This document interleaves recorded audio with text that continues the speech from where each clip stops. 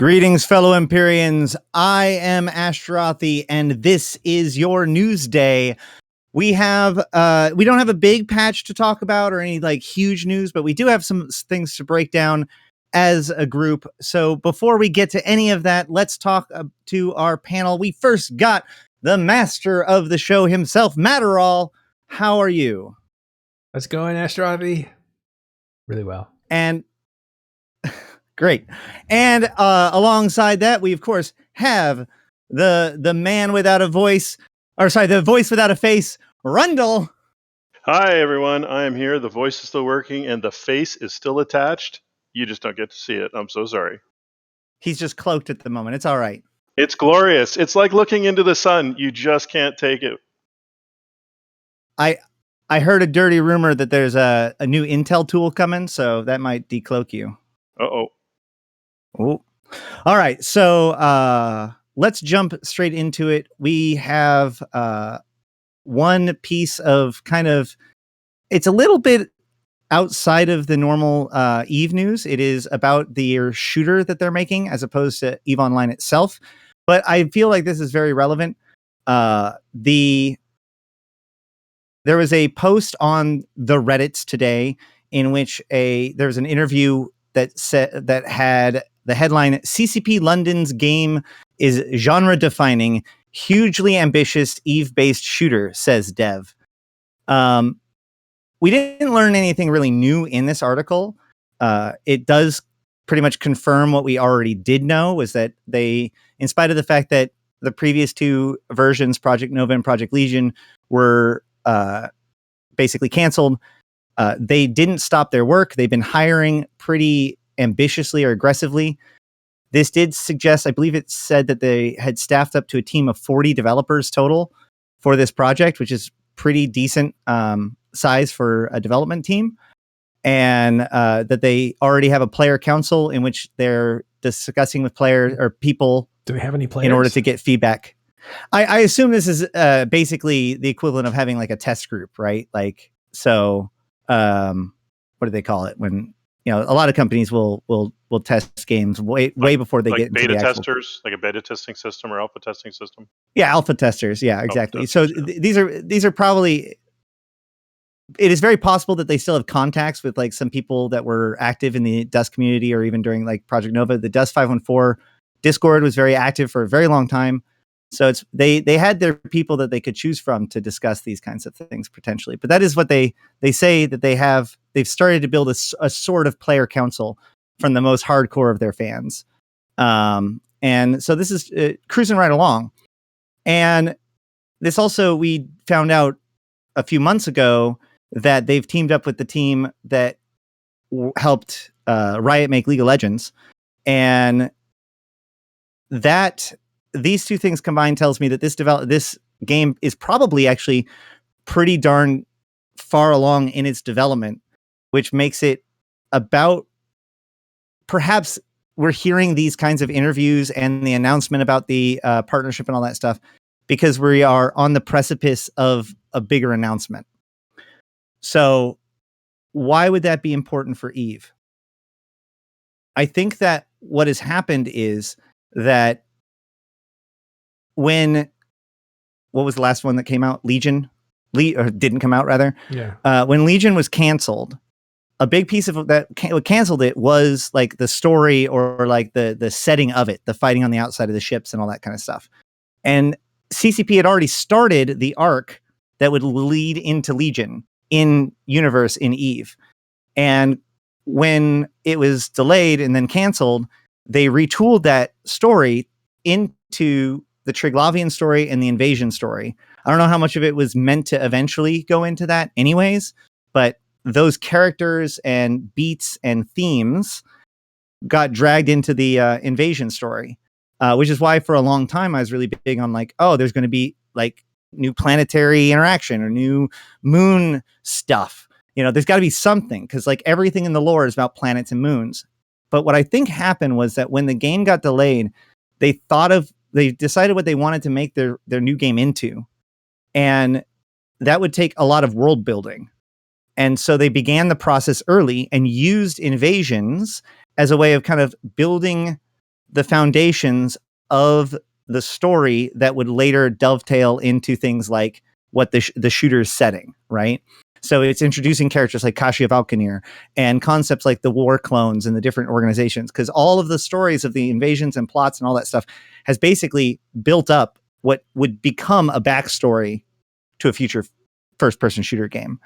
What that also means is that a lot of the tension points that CCP has set up, both in the story and in like mechanics that they've talked about, is getting very close to a point where they might be willing to trigger it, right? Like if a lot of this stuff was built up to be ready for when this other game was going to be ready, if CCP as a company has this strategy to use their multiple IP, their multiple offerings of their IP together, they already have this major overhaul to industry and other ways that the game works that they've been working on, and they have this plan to do on EVE Online.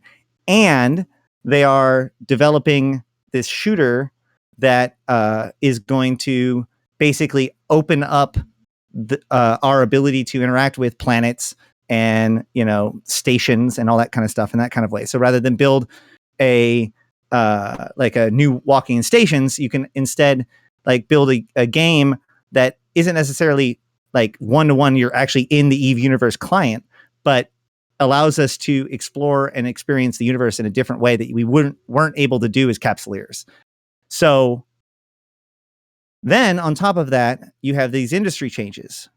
And the industry changes are pretty expansive, but they also suggest exactly how long CCP has been planning these changes.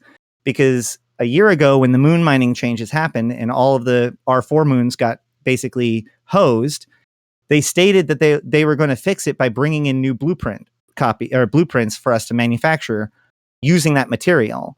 So they were cagey about it, but mostly, I believe, because they didn't want to reveal too much too early. So if they've been working towards all of these things for quite some time, then it would make sense that there's some monumental like event that would happen as part of that. And so what I think we're actually seeing is that either we're looking at a full-fledged like expansion level event like you would expect to see in the old days, or a much more organized next quadrant that is focused around the buildups of war, right? The four empires are now expanding their power base. The cranking out, industry has completely had to augment itself because of these Triglavian threats, and the empires are tooling up. They took away resource wars, and they said that they would bring it back. If they brought that back as part of it, they could really start to thematically create this buildup towards like this winter, a total war scenario, which would be a great opportunity to release a shooter into the IP and make like EVE go blah chaos. So all of that, plus the fact that CCP has clearly been advertising EVE a lot more. They've been putting a lot more effort on like outreach with the EVE IP through like YouTube ads and such, leads me to believe that I think that the industry changes that we're seeing is going to be part of a larger event, and that this is just the details that they wanted us to chew on first so as to not surprise us with it. But there's a lot more to come, and there's a lot more surprising pieces to this. Well, there you go. Nice. I got all that from a thing about a first-person shooter or a shooter, whatever. So I've been looking. I was peeking around because we were talking about this as a topic, and so back when Dust 514 came out, I did a number of interviews with David Reed, who was hired at the time as the chief marketing officer to promote the new Dust 514 and stuff. And he built a campaign and did all the different things. And the reason why I bring him up is because what I'm missing is the same sort of thing. I don't see that in the market for this first-person shooter. Now, what that tells me is they either have a chief marketing officer that they're okay with and they're doing stuff quietly, or they're actually nowhere near ready enough to really launch this. So the production side is one thing, but the marketing side has to go hand in hand with a launch of a second platform type universe or product. Anyway, so that's I remember a lot of those conversations, and he did talk deeply about how the ingrained, intertwined stories were important, and how the two universes would work together. Players on either side would benefit, and that there was no negatives, right? And so, unless you are really, unless CCP is really in a position to start portraying that narrative about how, there's even people in the audience. How do I participate? Is it my pilot? Is it me? How will this affect me? All those questions need to be answered before there'll even be a chance of success. Despite how excited you are, there will be no success if they don't handle the rollout and the marketing and the existing titles, and how they interact and how the impact is. Anyways, I don't see the evidence. So it's partially a question to you or the audience. If there is this evidence and I haven't seen it, let me know, because I'd love to read up on that. It is worth noting to that end that CCP has a historically abysmal track record when it comes to like advertising, especially their secondary offerings, Dust, Valkyrie, and Spark, and Gunjack. Two of those, I'm pretty sure most of you guys didn't even know existed. One of them, I'm pretty sure most people think is a VR only game. So that's my point, is that, CCP is usually pretty bad at this kind of thing. That being said, they have new owners, and those new owners are historically very good at advertising. Right. And that's where the CMO, that's where the marketing department might be keyed in there. And that might be one of the values of now being owned, is like, hey, we're just going to do this thing. You do the marketing. And we just haven't seen it yet. So let me be clear, though. What I think is happening, I think that there's going to be a trigger event that starts the burn, right? So basically, there would be the trigger event. We're going to just call the trigger event the attack on Jita, just for the sake of, getting people excited. So the attack on Jita happens when the shooter is announced, and then more things happen that leads to the shooter releasing like this winter or something like that, for example. But so I'm not saying that like the shooter is going to be coming out tomorrow. What I'm saying is that the story, once the shooter gets announced and I fully understand what it is, what will come with that is an understanding of what all of this other stuff that's been building up really means. Hopefully. I don't know. Maybe that's the optimistic part. But I think you're being optimistic. Yeah. Hopeful, optimistic, a few other adjectives could probably get tossed in there. Well, I mean, you're looking at unseen things and hoping that they go together, but they already told us the reason they did scarcity didn't have to do with any other game. It had to do with the condition of this game to make it live into another 10 years. It had to be done. And even these changes that are industrial changes, which are part of the overall scarcity project or adjustment, that a lot of what they were aiming to do was to mop up a lot of the R4's moon mining material that's out there. So I look at it as more of a broadening out of industry and soaking up different opportunities to soak up some of the minerals that are out there that are not used very well. Stuff like that. And that to me seems very much within the game of EVE Online.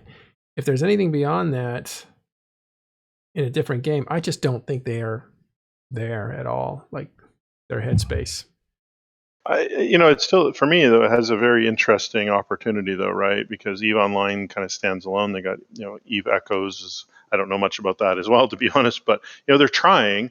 It seems that if you can pull it off, you can have a solid kind of 1-2 punch with a multiplayer MMO and a first-person shooter, which are really the two kings of the castle when it comes to online gaming for the most part. But by the way, they've dropped the words first-person shooter a long time ago, and the words shooter and MMO are the ones most frequently used to describe it. So I don't know what the heck that means. Did you ever play Tabula Rasa?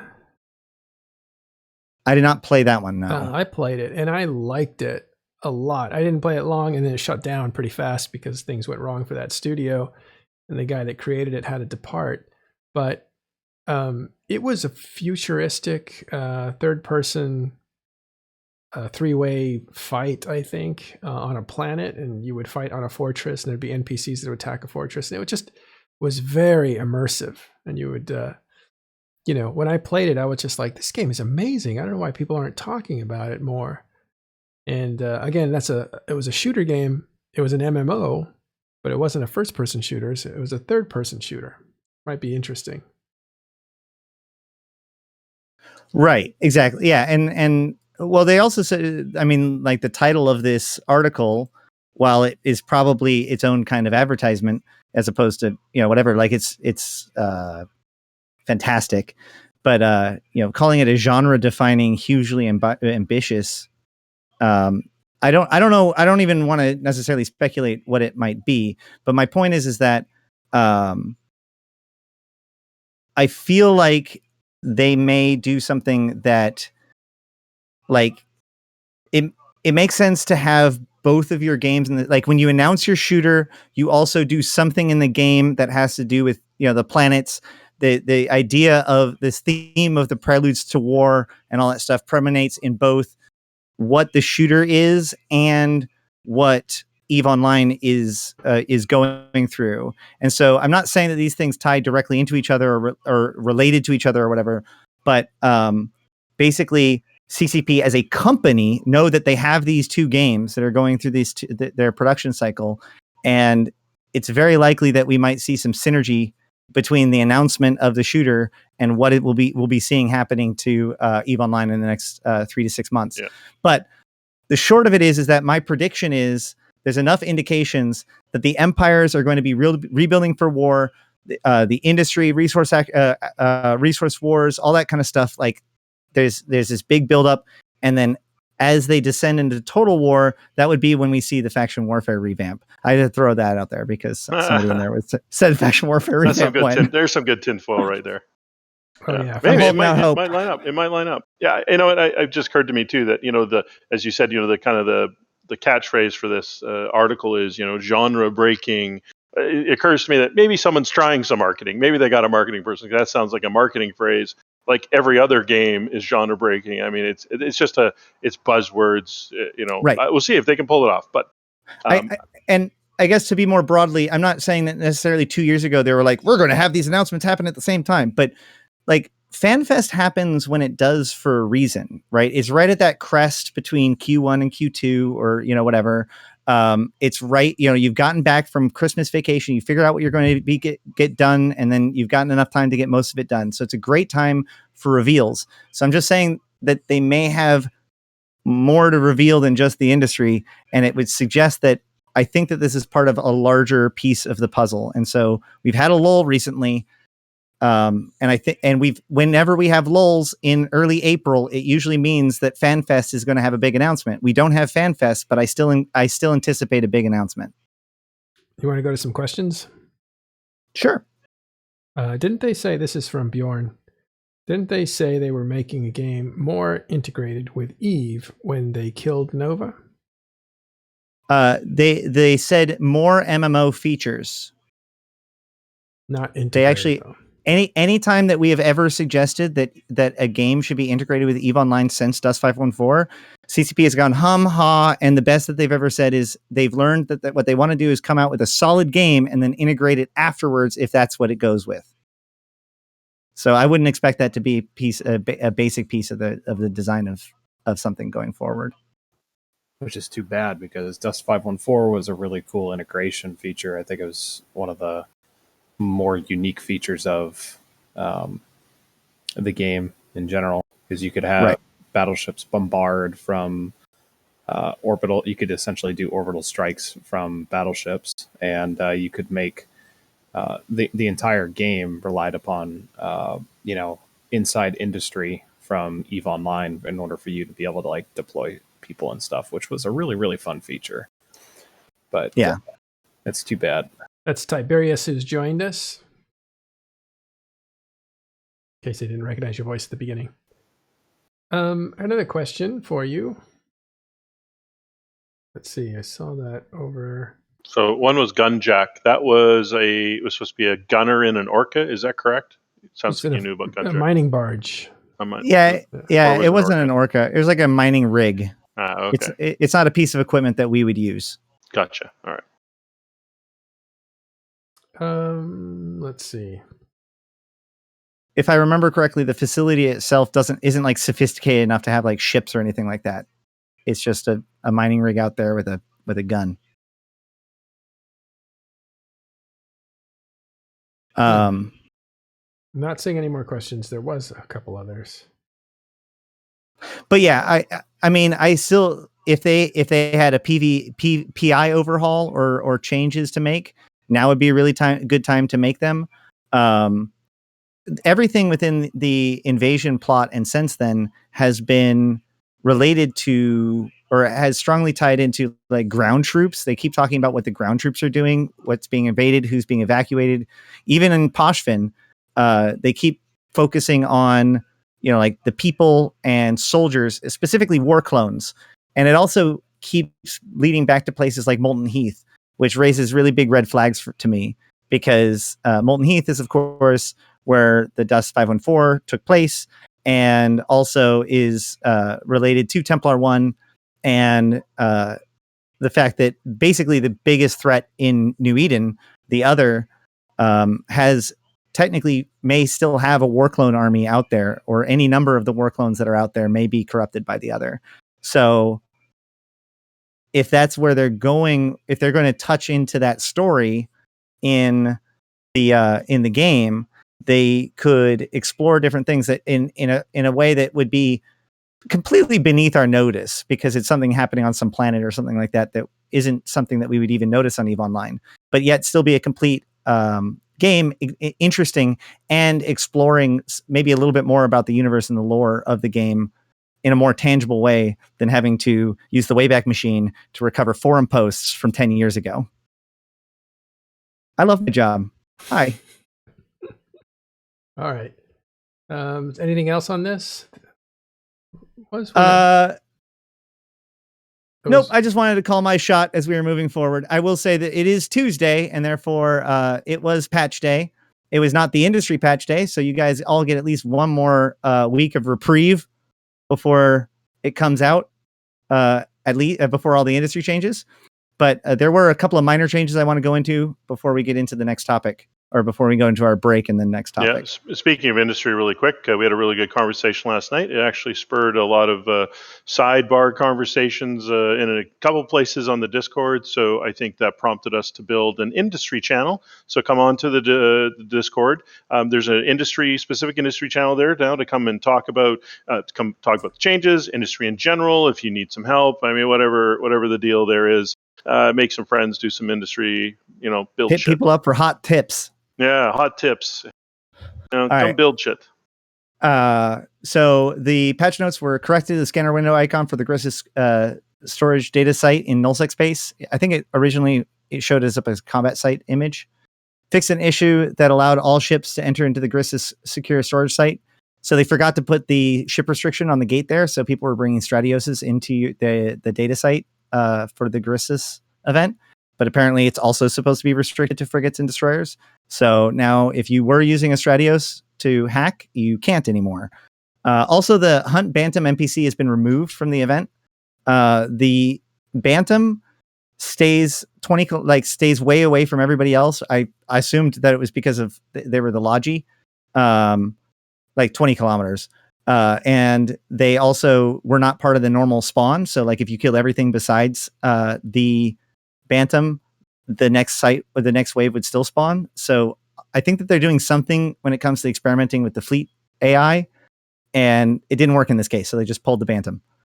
And then I also want to point out that there are, I think, some bugs that are kicking around. The sound issue bug is still there. So sorry. There was a bug related to not being able to jump clone, but I haven't seen anybody talking about that anymore since last week. So maybe that got resolved. And also, at least two people that I've seen have literally just been unable to open up their launcher for 2 days. So actually, on a personal note, if you know anybody who is experiencing that, please DM me on Discord or somewhere, or email me, because I'm trying to piece this together, because one of them is my COO, and I'm really kind of upset about that.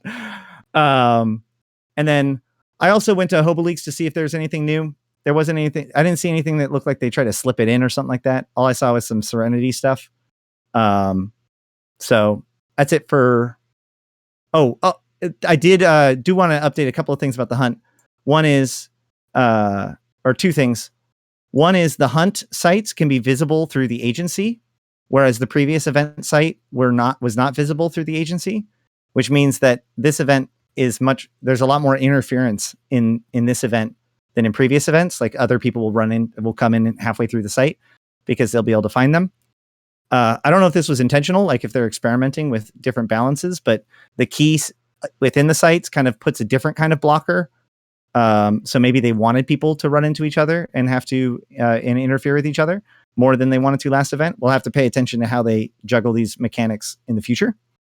And then the one thing I will say is that it's very hard to get the combat site points, especially with a team, because you'll get jammed up in the go kill the drone one. And unless you guys are taking turns to go in and kill the drone, you don't want everybody to go in because that wastes the keys. And so, like, I ran 5 or 6 sites last night and I didn't get any points at all because I was just stuck on, I haven't killed the drone yet. So that's all I got for patch notes and updates. And unless there's something else that somebody has, then we can go to a break and get on to the conflict news.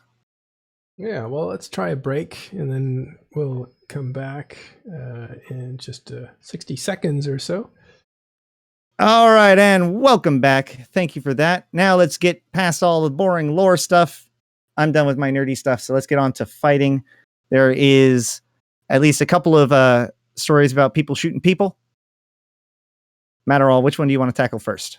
Thunderdome. Yeah, let's go with Thunderdome. Last night, we got a message from a friend who said, hey, he's in RC, by the way, Rekking Crew, which actually sits on Providence region at the moment. And he wrote me in saying, hey, we're attacking Amamake, which is in, I believe, Amatar.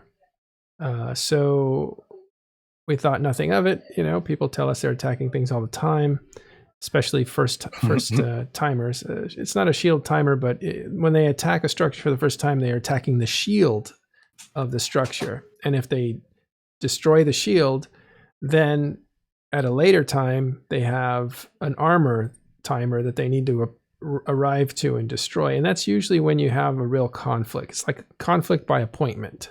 Everybody knows you got to be there within 15 minutes of that moment. And then when you fight. So a timer for shield can happen at any time with any whim that somebody wants to do it. So most of the time, those are not defended. They're just kind of a warning shot. You have less than 30 minutes because so you can shoot at any time, and then as soon as the shields get to about 97%, then that puts out the ping, like the messages to anybody who has authority to receive that message and the API.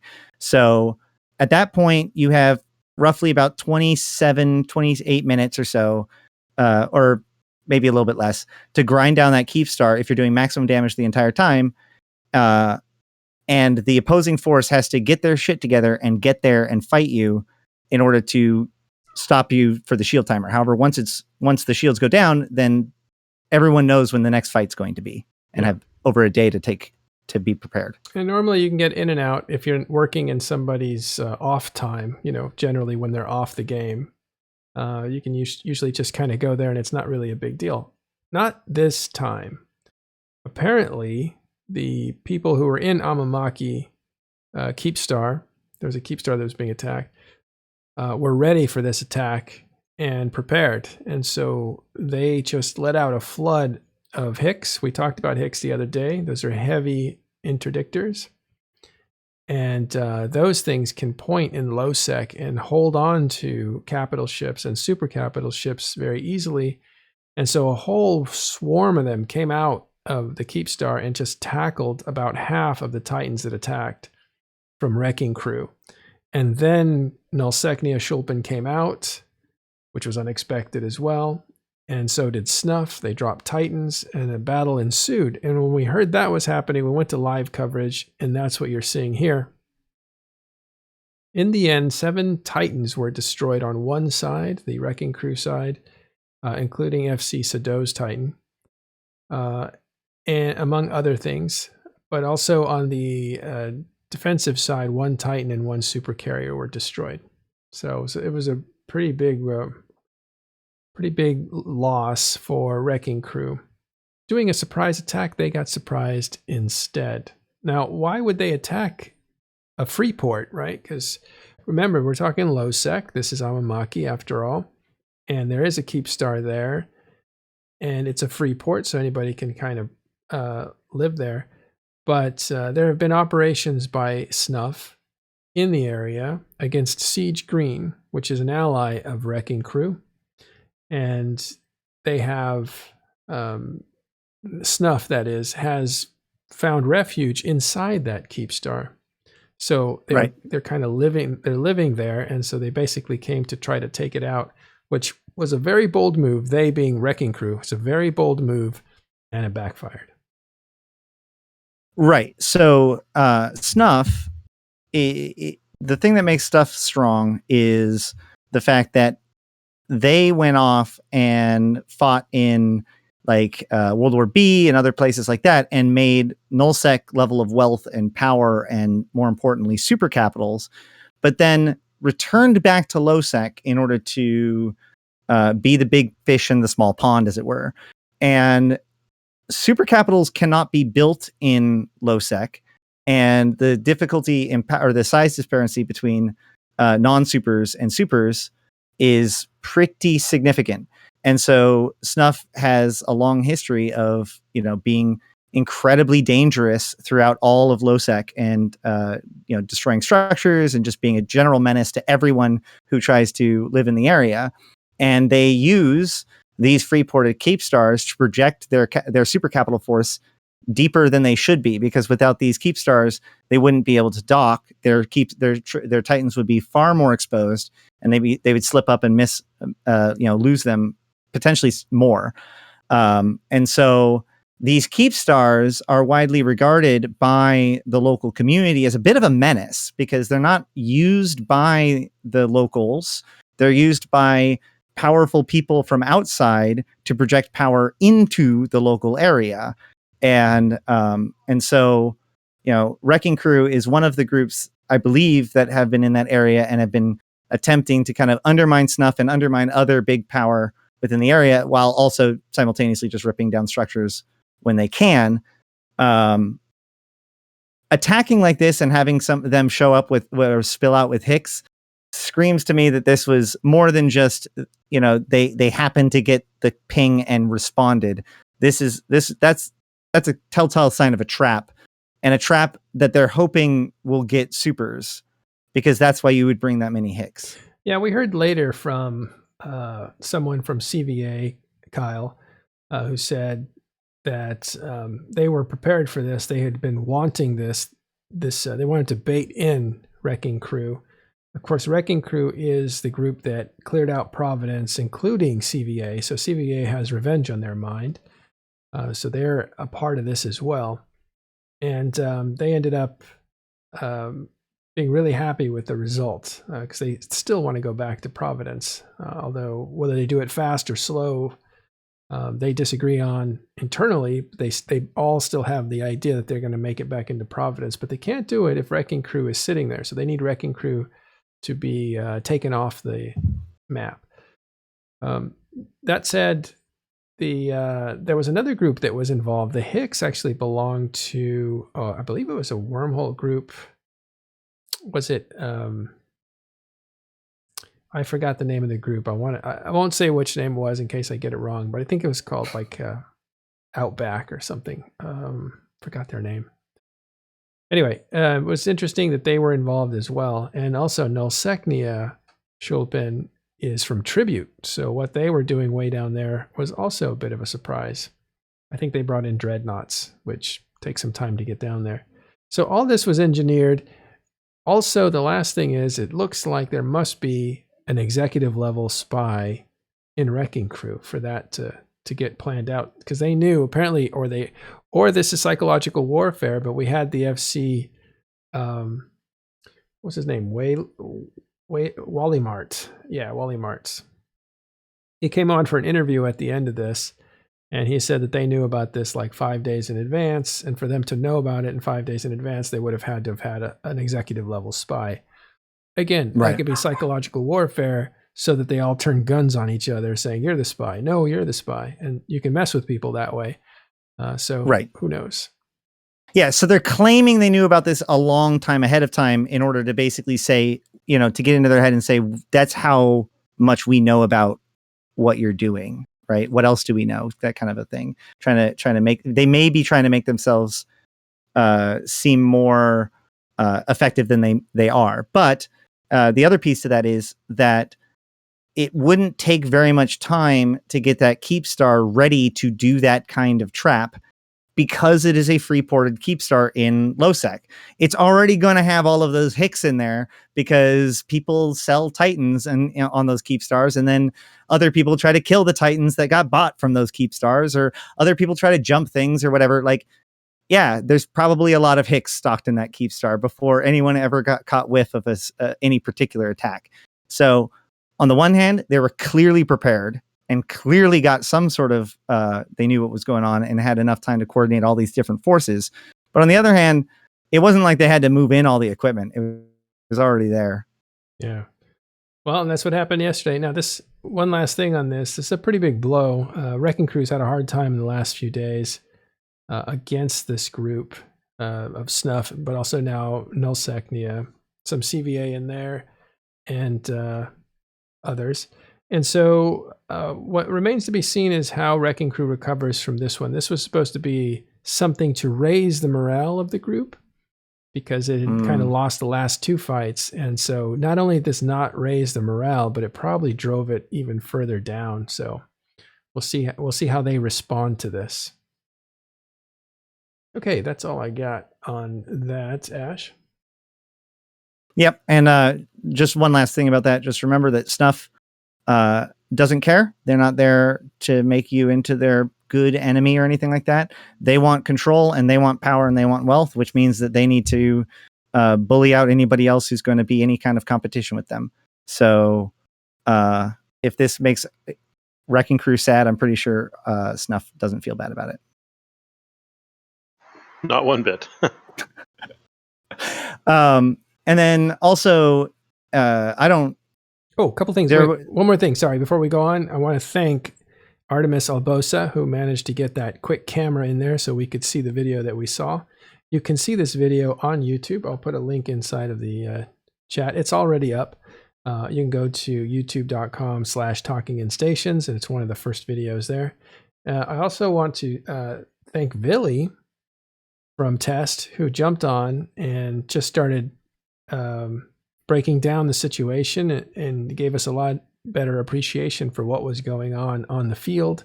As a fleet commander and a seasoned one at that, he was able to see what was going on and be able to talk about it. And then afterwards, when the FCs from this event showed up on our live feed, he was able to talk to them and get information out of them as well.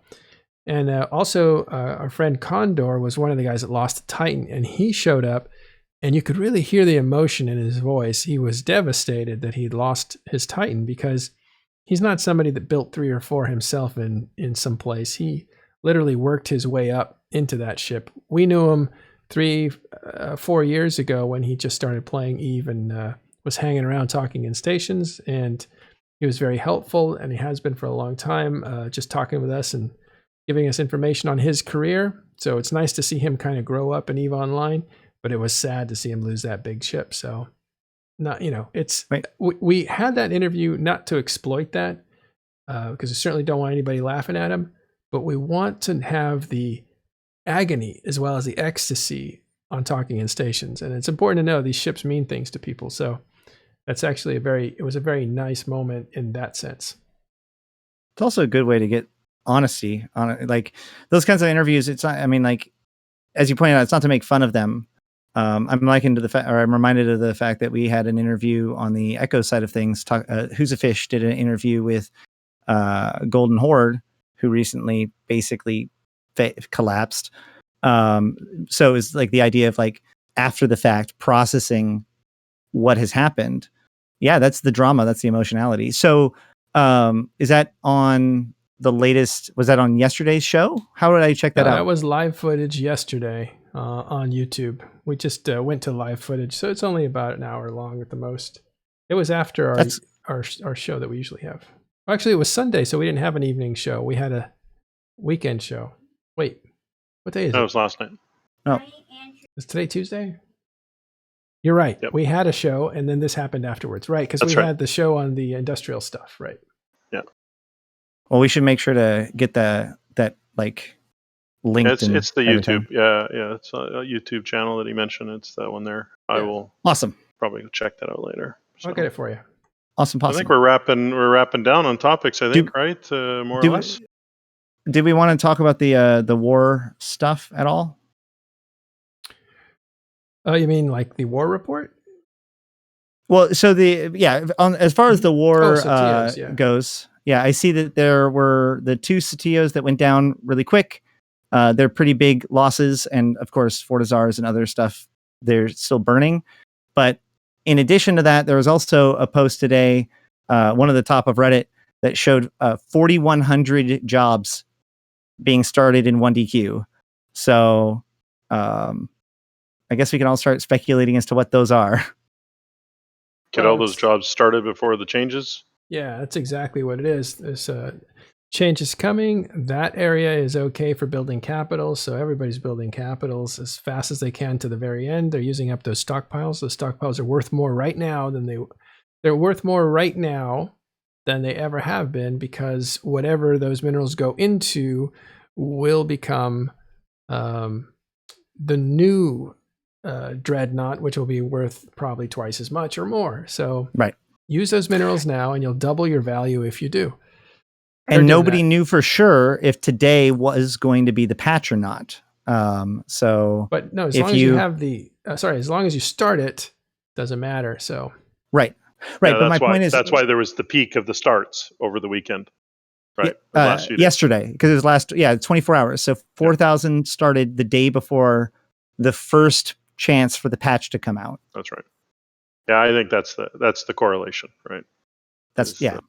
They're not building battleships, right? Because those may go down in price. And I think they're building a ton of capital ships. So that's probably dreadnoughts. They're going to need those. They're going to be expensive, etc. So the question is, who's building? Is the Imperium building?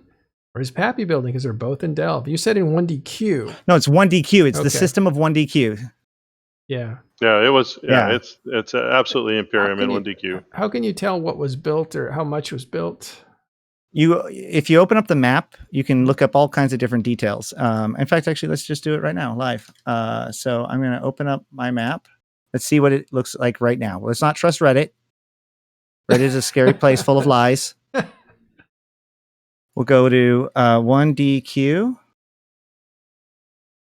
All right, 1DQ, and then wait, there's a metal liminal storm right now. Metal in 1DQ. That's Is hot. it electrical? It's been. I don't know which one. It doesn't say which one it is. Yeah, there was an electrical one in there the other day. That was. Yep, there you go. So it currently is sitting at 4,200 jobs started in the last 24 hours in the system of 1DQ. My God. 1 TAC A. That's a lot. What about across the street there? T5Z, look at T5Z there. See how many's got started there. 1,196 jobs in the last 24 hours. So that not quite as much. So 1,000. So that's a 4. Go ahead. Yeah, that's a huge difference. So 5,500 builds started. Industry jobs started within 2 systems side by side. Yeah. Can you check their industrial profiles, like what percentage of tax they're paying? Maybe. Yeah. You mean like the system index? The system index, yeah. You know how to check that? It's on the map. Oh, is it? Okay, good. I'll just do that then. Yeah, it's a map under geostatistics. It's what's it exactly called? It's the manufacturer index or something like that. Manufacturing system cost index. Yeah. And check what they are. 8.66 for 1DQ and 9.3 for T5Z. So So there's been more industry overall done in T5Z, but this sudden burst in 1DQ. yeah, that's amazing burst. So it's probably not registered on that yet. I think that's some kind of time. But anyway, it's amazing. Your point is 1DQ on fire for building. They're trying to build before the deadlines. Well, it'll be interesting to see how this next week plays out, because chances are the industry changes are happening in exactly 7 days. So good luck, guys. It'll be fun. Yeah, and again, we assume they're building capitals, but come to think of it, it is a war zone, so it just depends on what they need. So they may be building that could represent a number of things: capitals plus subcapitals plus other equipment. So I don't know. They're building 5 Dreads, 5 Titans, and 4,000 Interceptors just to make it look good. Yeah. All right. I think that about wraps it up for the day. Do we have anything that we want to talk about in closing? Did I miss anything? Watch the Euro show that was that'll be on YouTube later today, or actually in about 5 hours, and check that out. It was a really good discussion about EVE Online related things this time, including walking in stations and actually some of the things that we talked about, the first person shooter, or actually the shooter, the MMO shooter. So check that out. It's called the Euro show with I think it's up on YouTube already. Just I thought maybe, but yep. Yeah, I'm pretty sure it is. Oh, okay. Well, I think I saw it there. Check it out. I didn't put it up there, so I don't know who did, but I'm glad one of your amazing staff, no doubt. Okay, good. Yeah, check that show out. All right, and to that end, with amazing staff, just wanted to say as we're wrapping it up, we are looking for writers and other content creators, or editors and whatnot. We've been expanding our team quite a bit and have a lot ready to go, and a lot of excited people starting to work together to build some cool, or make good content for you guys in written, video, and live form. So if you want to be part of that, please let us know. And as I've proven, you can even talk on a talk show without having to show your face. For now. Damn it. And if you like what we do, of course, and you're not talented or motivated enough to join us, you can, of course, support us by subscribing on YouTube and also subbing here on Twitch. One of those aren't equal actions, obviously, and but Patreon they're both as well. They're both appreciated. And yes, the true heroes, the people that make this show happen. If you want to join their ranks, you can always go to our Patreon and sign up there. Excellent. We have cool stuff for patrons, including a special channel where people can apparently at me and get individual answers now. Valamir asks, writing about what? Well, there's EVE Online. There's news writers that chase stories down, and we give you tools and contacts to do that. But there's also what we call SMEs, subject matter experts. And if you're really good at something, or some insight, you can write about that.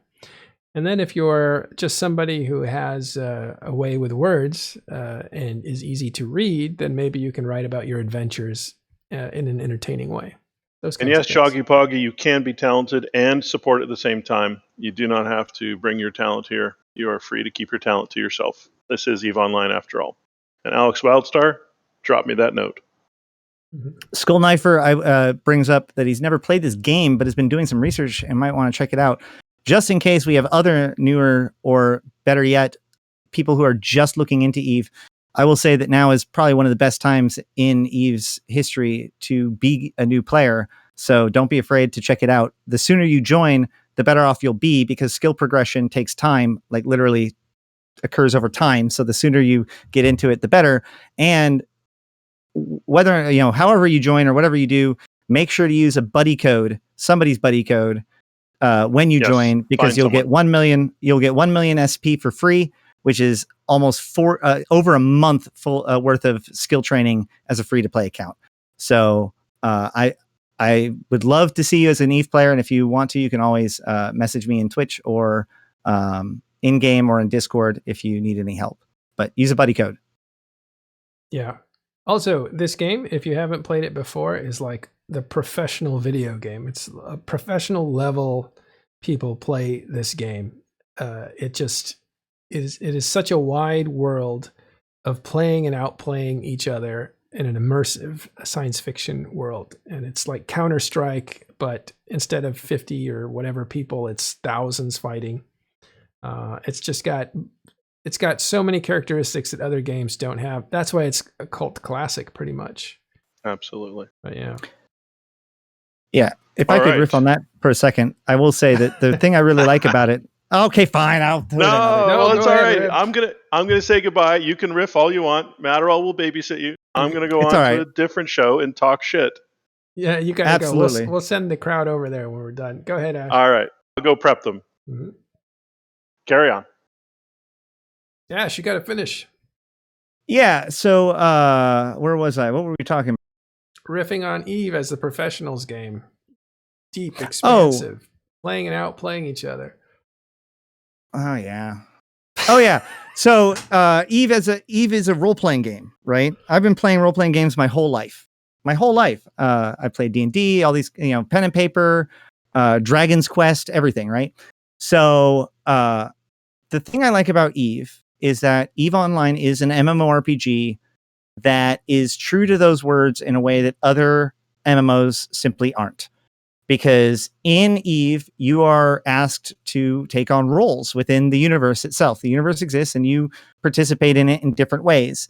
And the roles that you can take on some are more defined than others, but really, like, you can be a politician, you can be a military commander, you can be a trucker, you can be a industrial foreman, you can be a scout, you can be a spy, you can be a saboteur, you can be all these kinds of things. But unlike other MMOs, like in WoW, I'm a tank and I'm a paladin because I picked that choice at the beginning. And I have these capabilities because I have these skills that give me the powers to do the thing that I need to do. The fantasy, basically, I play an abstraction of the fantasy. In Eve, you can play whatever role you want, but you better be willing to actually do it. If you want to be a politician, you better be willing to get some votes. If you want to be a military commander, you're going to be tested on how well you can inspire people and how well you can make decisions on the battlefield. And that makes Eve real in a way that most other MMOs aren't. And it also makes Eve useful in a way that other MMOs aren't, because you can practice real skills and do real things with real people and have real social structures and take on real challenges that echo and mimic real life, to the point where several people have gone on to use those skills in real life, business, et cetera, et cetera. So that's why I like Eve. I'm out. Thanks, Ash. All right. Thanks, everyone, for joining us. We will see you tomorrow on Talking in Station. Stay tuned for a raid.